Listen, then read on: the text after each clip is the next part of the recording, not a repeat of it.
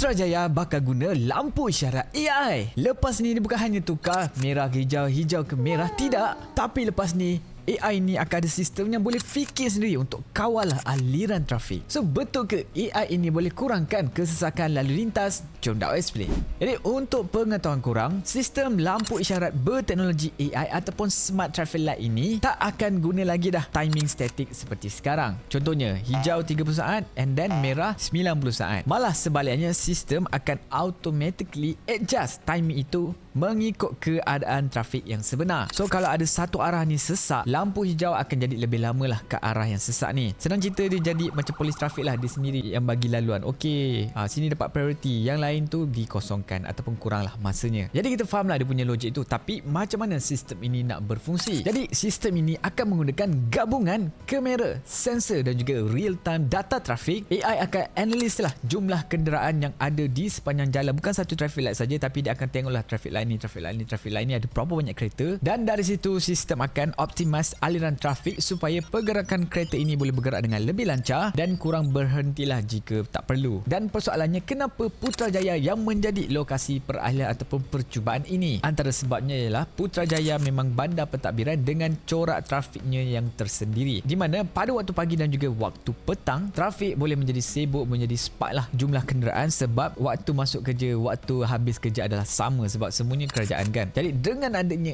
AI, kerajaan harap boleh kurangkanlah kesesakan lalu lintas, jimatkan masa perjalanan untuk semua orang, dan dalam masa yang sama dapat mengurangkan pembaziran minyak serta mengurangkan juga pelepasan kabel. So walaupun dengar macam best, projek ini ada banyak cabarannya. Antaranya ialah kos pemasangan, penyelenggaraan dan juga ketepatan sistem. Sebab ialah kan, nak pasang AI, nak pasang kamera, nak pasang sistem, semua ni memang makan modal yang tinggi, and then nak maintain pun satu lagi isu, dan ketepatan sistem itulah yang sangat-sangat kritikal. So let's say kalaulah kamera ini tidak diselenggara, maka dia tak akan dapat berfungsi dengan elok lah, dan itu akan menyebabkan dia memberikan data yang salah, dan akhirnya AI ini akan pening lah. AI ini akan interact berdasarkan data yang dia dapat. Kalau data itu tak guna, maka keputusannya AI yang buat ni pun akan menjadi tak boleh pakai lah. Jadi perubahan ini biasanya akan mengambil masa sebab melalui fasa ujian dan juga penyesuaian. So persoalannya sekarang, korang rasa sistem lampu isyarat AI ini boleh bantu selesaikan masalah kesesakan jalan raya, ataupun hanyalah sekadar projek smart city untuk dapat moden sahaja? Dan kalau kita apply traffic AI ini kepada satu Malaysia,